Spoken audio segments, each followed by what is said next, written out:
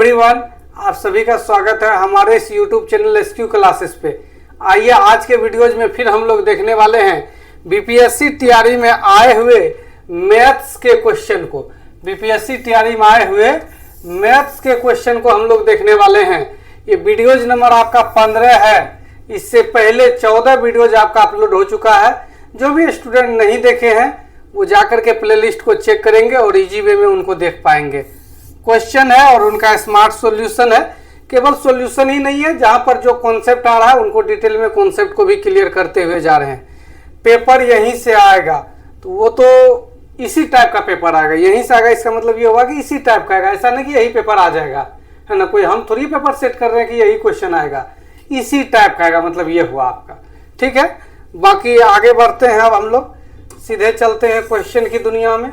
लेकिन क्वेश्चन के तरफ आगे बढ़ने से पहले जो भी इस चैनल को सब्सक्राइब नहीं किए हैं वो चैनल को सब्सक्राइब कर लेंगे और साथ में बेल आइकन को भी प्रेस कर लेंगे, ताकि हम कभी भी कोई न्यू वीडियो अपलोड करें तो उसका नोटिफिकेशन सबसे पहले आप तक पहुंच जाएगा। इनके अलावा जो भी अभी तक इस चैनल को शेयर नहीं किए हैं तो वो शेयर भी कर देंगे। शुरू करते हैं अब क्वेश्चन।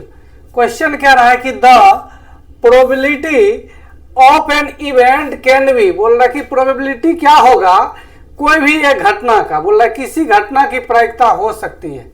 क्या क्या हो सकता है घटना की प्रायिकता?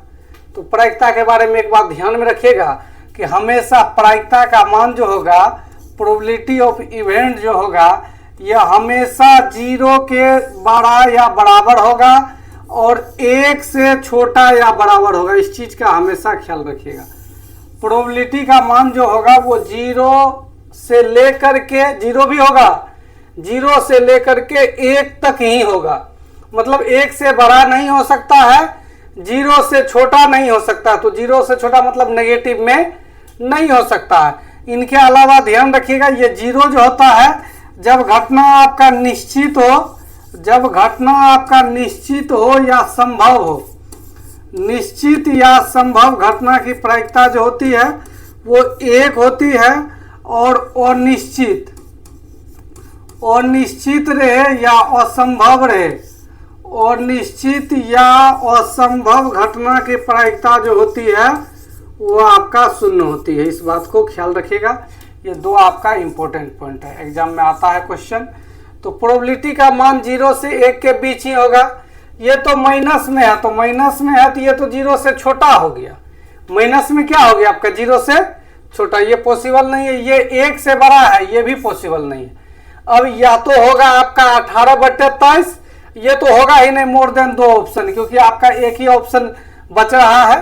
अब आपका आंसर होगा या तो सी या तो होगा आपका ई। यहाँ थोड़ा सा मिस्टेक क्या है, या तो 1 2 3 4 5 करना चाहिए था, या तो A B C D E F करना चाहिए था। चलिए कोई दिक्कत नहीं है। भाग लगाइएगा तो ये 1 से छोटा ही होगा, क्योंकि 18 में भागा किससे लगाना है? 23 से लगाना। लगेगा तो नहीं, 0 दशमलव देंगे तो यहाँ अब 0 लग जाएगा।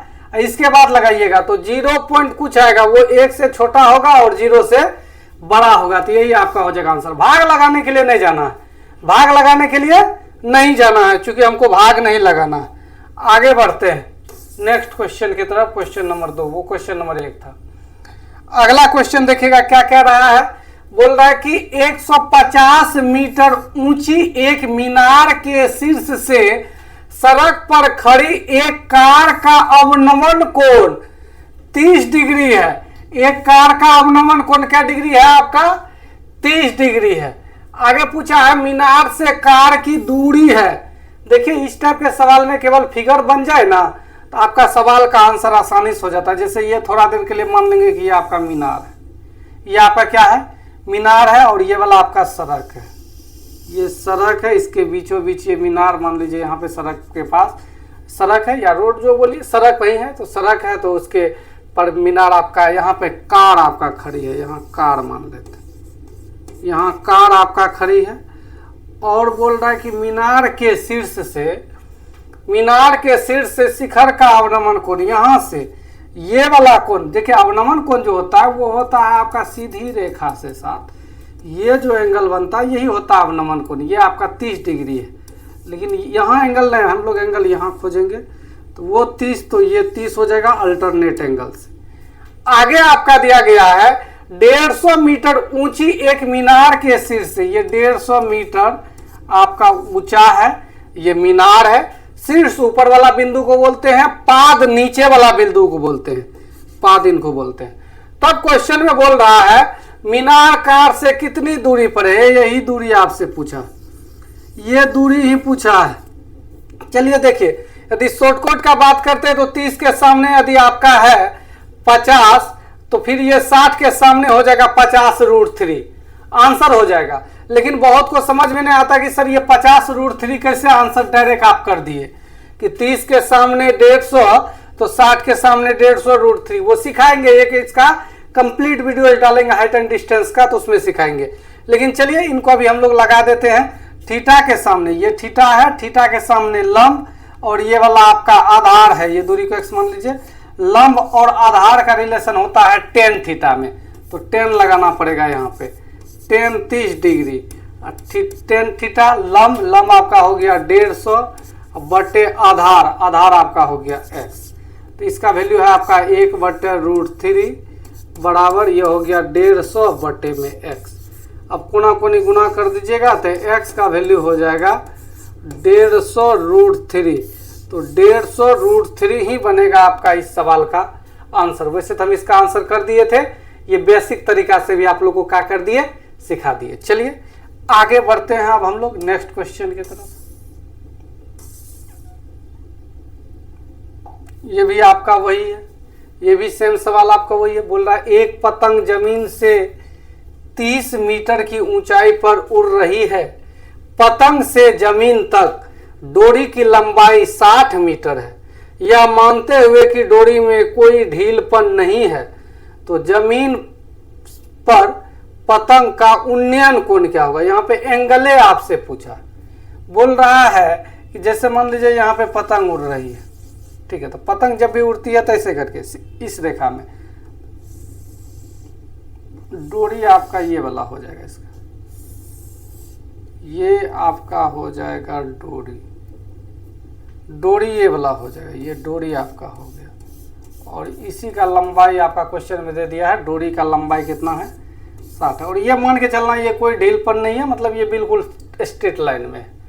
और जमीन, एक पतंग जमीन से 30 मीटर की ऊंचाई पर उड़ रहा है, और यहाँ जो पतंग है ये ऊंचाई आपका दे दिया है 30 है। एंगल ये वाला निकालना है आपका थीटा। यदि हमको बनाना होता तो 30 दूना 60, तो इसका मतलब ये एंगल 30 डिग्री होगा। सीधा आंसर मार देते हैं ऑप्शन नंबर क्या, सी। लेकिन अभी थोड़ा सा इसको बेसिक से समझ लीजिए। थीटा के सामने ये हो गया लंब और ये हो गया आधार। लंब और आधार का रिलेशन होता है साइन थीटा में। लंब और आधार का रिलेशन किस में होता है, साइन थीटा में, और इनका उल्टा कोसेक थीटा में। तो साइन थीटा बराबर लंब, लंब आपका हो गया 30, आधार, आधार हो गया आपका 60, 30/60, ये हो जाएगा 1, ये हो जाएगा 2। तो यहाँ से इसका बात कीजिएगा तो ये हो जाएगा साइन थीटा बराबर 1/2 वैल्यू होता है साइन में 30 डिग्री का। साइन में कितना डिग्री का वैल्यू होता है, 30 का। तो साइन साइन खत्म हो जाएगा, थीटा की जगह आपका हो जाएगा 30 डिग्री। 30 डिग्री आंसर हो जाएगा। एक्चुअल में कॉन्सेप्ट ये वाला लगा रहे हैं, ख्याल रखिएगा यदि याद रख पाएंगे तो आप लोग। यदि ये वाला एंगल 30 डिग्री है तो 30 के सामने 1 होता है, तो ये 90 के सामने 2 होता है, और ये वाला आपका √3 होता है जब 60 से गुना करना होता है। बढ़ाना है तो √3 से गुना, घटाना है तो √3 से भाग। वो बताएंगे, कॉन्सेप्ट वाला वीडियोज में बताएंगे इनका। आगे बढ़ते हैं, बाकी अभी इसको बेसिक से ही देख लीजिए, कोई दिक्कत वाली बात नहीं। ये आपका एक सवाल दिया गया, सवाल बहुत अच्छा है। सवाल बोल रहा है उस त्रिभुज का क्षेत्रफल ज्ञात कीजिए जिसकी भुजाएं 42 सेंटीमीटर और 34 सेंटीमीटर और 10 सेंटीमीटर हैं। तो सबसे पहले ये चेक करेंगे क्या ये राइट एंगल ट्रायंगल तो नहीं है। यदि ये राइट एंगल ट्रायंगल हो जाएगा, यदि ये राइट एंगल ट्रायंगल हो जाएगा तो सीधा 1/2 गुना आधार गुना ऊंचाई कर देंगे। तो 42 का स्क्वायर कर लेते कितना होता है, तो 42 ये 8 का 8 का 64, 25 में से 8 चलेगी, आपका हो गया 17। ये 34 का स्क्वायर कितना होगा, तो 4 का स्क्वायर 16, ये तो कभी बराबर नहीं होगा। ये बराबर नहीं है, तो इसमें हीरो का फॉर्मूला आपको लगाना पड़ेगा, हीरो का सूत्र, ठीक है, जिसको हम लोग हीरोन सूत्र पढ़े होंगे, हिंदी में हीरो का फॉर्मूला बोलते हैं। तो उसके लिए कुछ नहीं करना पड़ेगा, एस निकालना पड़ेगा। आपका दिया गया है 3 भुजा, तो एस कैसे निकलता है, तो तीनों भुजा को जोड़ देते हैं, 2 का भाग लगा देते हैं, अर्ध परिमाप होता है, परिमाप का आधा। तो 40, 20, 70 और 20 आपका हो गया कितना, 40, 30, 70, 20 आपका हो गया 90, 6 आपका है यहाँ पे 96, 96 परिमाप हो गया, उनका आधा होता है अर्ध परिमाप, तो ये हो गया 48। तो यहाँ पे आपको बताना है एरिया, क्षेत्रफल, एरिया बताना है, क्षेत्रफल निकालना था, under root S 48, S minus से 48 में 42 गया 6, एस माइनस भी 48 में 34 आपका घट जाएगा, तो कितना बच जाएगा आपका 14, कितना बच गया 14 बच गया, और 48 में 20 घट जाएगा, तो ये बच जाएगा आपका 28। अब थोड़ा सा ध्यान दीजिएगा, इसको लिख दीजिए 14 गुना 2, रीजन बताते हैं, 2 14 का 1 14 बाहर कर लीजिएगा, और इसको लिख दीजिए आप 4 गुना 12, तो 2 को 12 का, ये वाला और ये वाला मिलके 12 का, 1 12 बाहर निकलेगा। तो एक्चुअल में हुआ क्या, 2 14 का 1 14 बाहर निकला, 6 दूना 12, 1 और 12, 2 12 का 1 12 बाहर निकला, और 4 यहाँ पे बचा हुआ है, इसका 2 बाहर निकला। सिंपल, ये सबको गुना कर दीजिए, आंसर हो जाएगा। तो 12 दूना 24, 24 गुना 14 करना है, 24 चौके 96 का 6 कैरी बचिए आपका 9, 24 का 24 और 9, 24 में 9 को जोड़ दीजिएगा तो आपका हो जाएगा 33।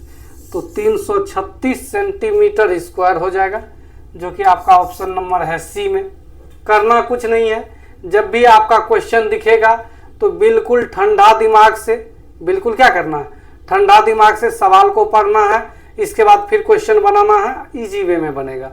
चलिए आगे बढ़ते हैं।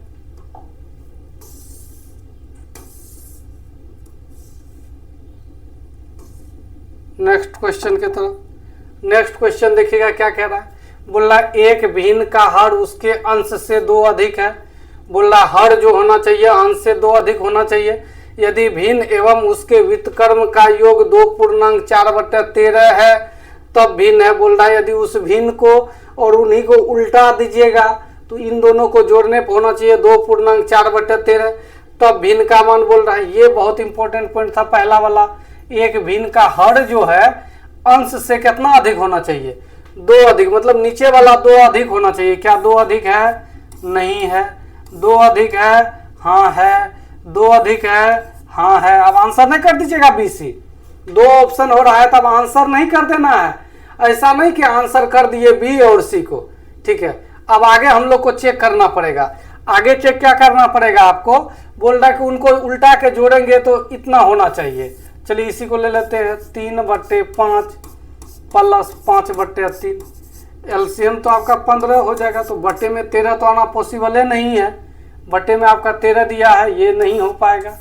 इसको सोल्व कर लेते हैं, 5/7 प्लस 7/5, एलसीएम ले लीजिएगा 35, ये भी 13 कैसे आएगा, 13 तो यहाँ से भी आना पॉसिबल नहीं है बटे में, यो आपका खत्म हो जाएगा। तो हो जाएगा आपका आंसर इनमें से कोई नहीं।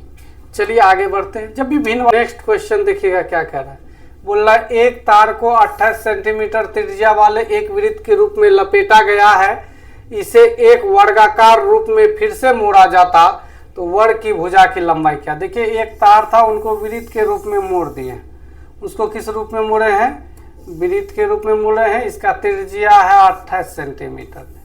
तो एक चीज ख्याल रखिएगा कि मोड़े चाहे दूसरा कोई भी शेप में फिर दोबारा इसको मोड़े, तो उनका ये जो आपका होगा पेरीमीटर, ये आपका हमेशा क्या रहेगा, इक्वल रहेगा।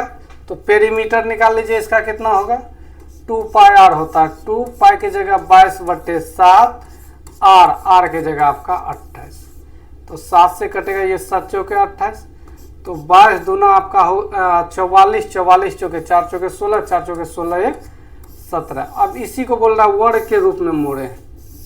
इसी को कैसे मोड़े हैं, वर्ग के रूप में मोड़े हैं। तो वर्ग ऐसी आकृति होता है जिनकी सभी भुजा आपस में क्या होता है, बराबर होता है, प्रत्येक कोण 90 डिग्री का। तो ए, तो इसका परिमाप हो जाएगा 4a, इसी का वैल्यू 176 है। 4 से कटेंगे, 4 चौके 16, 4 चौके 16, तो 44 निकल करके आपका आएगा ए का वैल्यू। तो वर्ग की भुजा की लंबाई ही पूछा है, तो 44 आपका हो जाएगा, जो कि आपका ऑप्शन नंबर किस में है, ए में है। चलिए आगे बढ़ते हैं नेक्स्ट क्वेश्चन की तरफ। ये तो सिंपल फार्मूला है, फार्मूला लगाएंगे आंसर आ जाएगा। बोल रहा है कि त्रिज्या आर वाले वृत्त के थीटा कोण बनने वाले त्रिज्यकोण का क्षेत्रफल क्या है। तो वृत्त का क्षेत्रफल होता है पाई आर स्क्वायर, लेकिन टोटल ये 360 डिग्री का वैल्यू होता है। हमको बताना है थीटा का वैल्यू, तो theta by 360 pi R square, theta by 360 pi R square. एक तो ये बन रहा है, ये नहीं बन रहा है, थीटा बाय 360 नहीं है, यहाँ भी नहीं है, 2 दे दिया है, ये तो होगा नहीं, सी नंबर आपका हो गया आंसर। आगे बढ़ते हैं। हर ऑप्शन को इसलिए देखना पड़ता है कि ऑप्शन आपका दिया गया है इनमें से एक से अधिक, इनमें से कोई नहीं, इसीलिए, नहीं तो एक से अधिक ऑप्शन को देखने का आवश्यकता नहीं पड़ता। बोल रहा 2 व्यक्ति के आयु का अनुपात आपका दे दिया है 9:7 है, तथा उनके खर्च का अनुपात दे दिया है 4:3 है। दोनों प्रत्येक मासिक बचत 2000 है, तो उनकी मासिक आय क्या है। क्रॉस प्रोडक्ट मेथड का सवाल है। 9:7 दिया है, ये आपका 4:3 दिया है, दोनों 2-2 रुपया करके बचा रहा है। अब दोनों का निकालना है बारी बारी से, करते कुछ नहीं है, 6000 8000 अंतर लिखते हैं 2000, यहाँ पर भी 2000। ये आपका 7 चौका 28, 9 तिया 27, ये 1 का वैल्यू है। 9 से गुना करेंगे 1 का निकलेगा, 7 से गुना करेंगे 1 का निकलेगा। 9 दूना 18000, 7 दूना 14000, 18000 14000। ऑप्शन नंबर आपका क्या निकल करके आएगा, ऑप्शन नंबर ए निकल करके आएगा। आगे बढ़ते हैं नेक्स्ट क्वेश्चन की तरफ। ये डायरेक्ट थ्योरी वाला ही सवाल आपसे पूछ लिया है। बोल रहा है कि यदि आयत ABCD के अंदर ओ कोई बिंदु है, तब आपको इस टाइप से बताना है। ये आपका आयत है, ये आपका क्या है, आयत है। इसको आयत हम लोग मान लेते हैं थोड़ा देर के लिए कि चलो ये आयत है, ठीक है। आयत ऐसी आकृति जिनके आमने सामने की भुजा बराबर है। ओ कहीं पे बिंदु है, मान लीजिए यहीं पे वो बिंदु है, ये ABCD आपका आयत है। तब इस केस में थ्योरी होता है, थ्योरी क्या होता है, थ्योरी होता है AO square plus OC square बराबर OB square plus OD square. ये वाला AO square plus OC square बराबर OB square plus OD square. याद रहेगा आसानी से, सिंपल, इनका स्क्वायर प्लस इनका स्क्वायर बराबर इनका स्क्वायर प्लस इनका स्क्वायर। ये बिंदु कहीं भी रह सकता है, जरूरी नहीं कि बीच पॉइंट में ही होना चाहिए ये बिंदु। ये बिंदु यहाँ भी रहेगा, फिर भी यही होगा फार्मूला। ये बिंदु यहाँ पर भी रहेगा, फिर भी क्या होगा, यही होगा फार्मूला आपका। ये बिंदु O रहेगा, ABCD, तो ये भी वही formula, AO square plus OC square बराबर BO square plus OD square, जो कि आपका ऑप्शन नंबर किस में था, ए में था। तो सिंपल आप लोग क्या कीजिएगा, इनका थ्योरी को याद कर लीजिएगा, आसानी से क्या हो जाएगा, सवाल बन जाएगा। आगे बढ़ते हैं नेक्स्ट क्वेश्चन की तरफ। नेक्स्ट क्वेश्चन आपका कह रहा है कि एक टीवी सेट बनाने वाले तीसरे वर्ष 600 सेट तथा 7वें वर्ष 700 सेट का निर्माण करता है, यह मानते हुए कि निर्माण एक समान रूप से प्रत्येक वर्ष एक स्थिर संख्या में बढ़ता है। 10वें वर्ष में निर्मित टीवी सेटों की संख्या क्या है। फिर APGP का सवाल आ गया। तीसरा सेट यानी A+2D का वैल्यू 600 है, और 7वां सेट मतलब A+6D का वैल्यू आपका 700 है। तब आपसे पूछा है 10वां साल, तो A+9D का वैल्यू क्या होगा, ये निकालना है। तो A का वैल्यू चाहिए, D का वैल्यू चाहिए, आंसर आ जाएगा। कैसे निकलेगा, घटाने पर, माइनस माइनस माइनस खत्म। माइनस में हो गया 4D और ये माइनस में हो गया यहाँ पे 100, तो माइनस माइनस खत्म हो गया, तो D का वैल्यू 25। D का वैल्यू 25 कोई भी इक्वेशन में रखिए तो A का वैल्यू निकलेगा, यहीं रख दीजिए। 25 दूना क्या हो गया आपका 50, तो 50 इससे घटेगा तो 550 हो गया, ये A का वैल्यू हो गया। बोलिएगा सर कैसे, इसी में रख दीजिए ना, 50 छाके 150 घटेगा तो वही हो जाएगा। वैल्यू रख देना है D का, सिंपल। A का वैल्यू मालूम है, D का वैल्यू मालूम है, निकालना है। A के जगह 550 और D के जगह आपका 25 है इंटू 9, 25 × 9 225, ये निकल करके आपका आ जाएगा 775।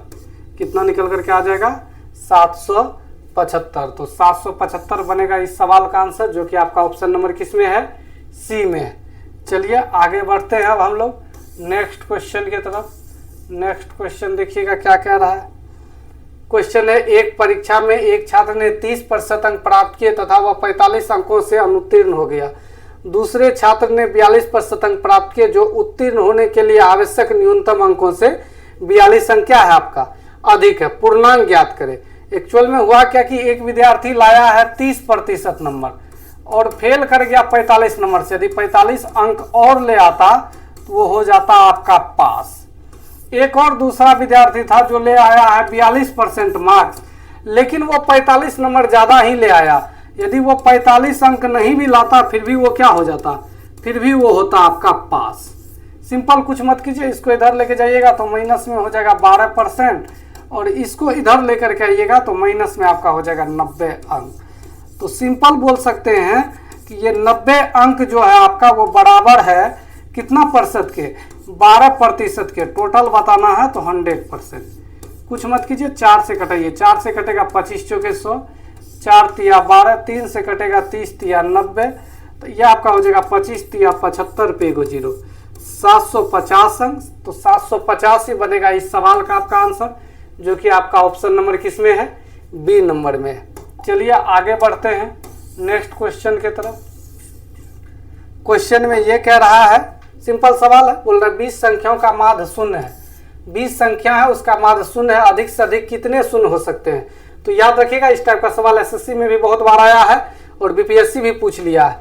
करना कुछ नहीं होता है, जितना टर्म आपका दिया गया रहे अधिक से अधिक उससे एक कम शून्य हो सकता है। सब शून्य नहीं हो सकता है, कम से कम क्या हो सकता है, एक कम आपका क्या हो सकता है। अधिक से अधिक कितने शून्य, शून्य से अधिक हो सकते हैं। तो शून्य से अधिक आपका क्या हो सकता है, 19 को हो सकता है, बाकी एक तो आपको शून्य से कम करना ही पड़ेगा।